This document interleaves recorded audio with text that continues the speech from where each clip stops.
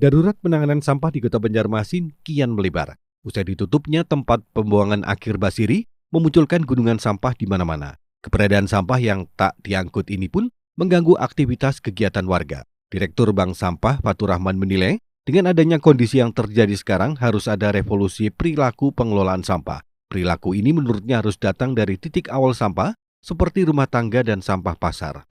Jadi memang harus ada revolusi ya, perubahan perilaku masyarakat terkait dengan sampah ini.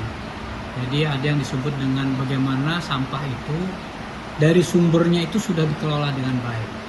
Di mana saja sumber sampah itu, pertama adalah rumah tangga. Yang terbesar itu rumah tangga. Jadi kalau setiap rumah tangga dia sudah memisahkan sampah organiknya itu tidak campur dengan sampah anorganik, maka sampah itu tidak berbau.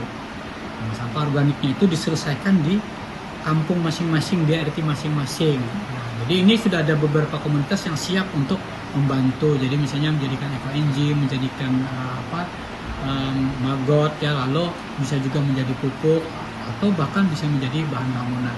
Nah ini sebenarnya ada komunitas yang siap membantu. Jadi bagaimana dari rumah tangga itu bisa terpilah, tidak lagi masuk ke dalam tong sampah, diangkut ke gerobak, lalu masuk ke TPS. Nah, jadi dengan itu diperlukan gerakan publik sebetulnya. Jadi tidak cukup kita hanya marah ya, kemudian menggompat, tidak cukup seperti itu. Tapi bagaimana kita masing-masing berbuat, sampahku tanggung jawabku, saya kira itu yang harus dilakukan. Nah baru yang kedua itu sumber sampah itu adalah dari pasar. Jadi kalau pasar yang di Kota Banjarmasin ini bisa dikelola dengan baik, maka dia bisa menurunkan volume sampah. Fatur menambahkan, jika revolusi ini berjalan dan berhasil, maka diprediksi akan mengurangi hingga 60% gunungan sampah yang terjadi. Dina Megasari, Duta TV Banjarmasin.